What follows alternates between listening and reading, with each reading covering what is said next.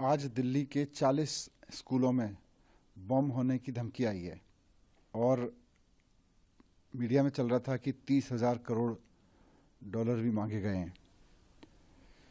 ये सारी खबरें देख के दिल दहल जाता है कि हमारे बच्चे भी सुरक्षित नहीं हैं।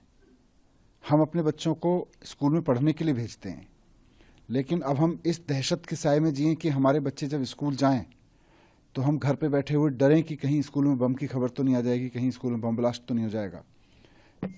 मैं सोच के ही हिल जाता हूं कि उन माँ बाप पे इस वक्त क्या बीत रही होगी जिनके बच्चे स्कूलों में हैं इस खबर आने के बाद में। और ओवरऑल अगर देखें पूरी दिल्ली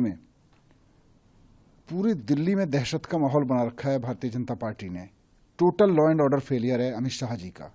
गृह मंत्री होने के नाते उनको ये जिम्मेदारी लेनी चाहिए कि जिस राजधानी में वो गृह मंत्री के रूप में बैठे हैं देश की, दिल्ली में चारों तरफ व्यापारियों से रंगदारी वसूली जा रही है, चारों तरफ बदमाश खुलेआम पिस्टल लहराते हुए फायरिंग करते हुए घूम रहे हैं। रोज घटनाएं हो रही हैं इस तरह की, और अब हमारे बच्चे भी सुरक्षित नहीं हैं। आदमी मॉर्निंग वॉक पे घर से जाता है तो वो सुरक्षित नहीं है, मॉर्निंग वॉक पे घर से जाता है तो फैमिली वाले सुरक्षित नहीं है, और आज हम अपने बच्चों को स्कूल को छोड़ के आ रहे हैं वो भी सुरक्षित नहीं है। तो कर क्या रहे हैं अमित शाह जी? देश का गृह मंत्रालय कर क्या रहा है? पूरी की पूरी इंटेलिजेंस, सारी की सारी केंद्र सरकार कर क्या रही है? अगर देश की राजधानी में लोग इतने दहशत में जीने को मजबूर हैं तो हो क्या रहा है देश में? सरकारें कहाँ हैं?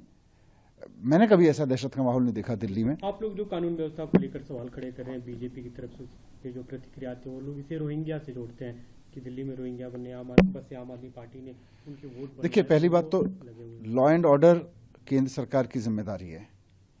इतना दहशत का माहौल मैंने कभी नहीं देखा। स्कूल के किनारे बम फट रहा है, 1 महीने बाद फिर से वहां बम मिल जाता है, बम फट जाता है। चारों तरफ में व्यापारियों को रंगदारी की धमकियां आ रही हैं, अपहरण होने की धमकी आ रही है, गोलियां चल रही हैं, मर्डर हो रहे हैं। तो कहीं ना कहीं बीजेपी को जिम्मेदारी लेनी चाहिए। पहली बात तो आज जिन स्कूलों में बम की धमकी आई है उसमें बीजेपी वालों के भी बच्चे पढ़ रहे हैं। दूसरी बात रोहिंग्यास की है, आपने पूछा।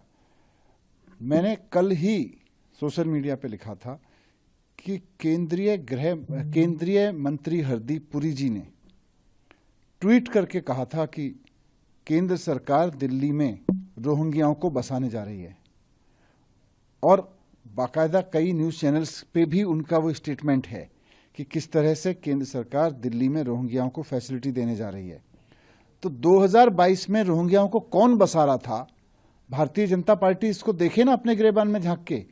पॉलिटिक्स के लिए आम आदमी पार्टी पे जिम्मेदारी डालते हैं, लेकिन 2022 में तो आप खुलेआम, आपके मंत्री खुलेआम ट्वीट कर करके कह रहे थे कि हम रोहिंग्याओं को बसा रहे हैं। जैसे कि मैं सो रहा हूँ तो पिताजी को जगाना है मुझे, तो वो डायरेक्ट उठाने के बजाय, और हिंसा की परंपरा मेरे यहाँ नहीं थी सौभाग्य से, तो वो क्या करते थे कि उस कमरे में आ जाएंगे या बाहर से गुजरेंगे और चौपाई बोलेंगे, प्रात काल उठ के रघुनाथा मात पिता गुरु नावई माता। कभी कभी मैं गुस्से में उठ करके अरे पापा चरण स्पर्श किया और सो गया। मैंने कहा अब मत उठाना।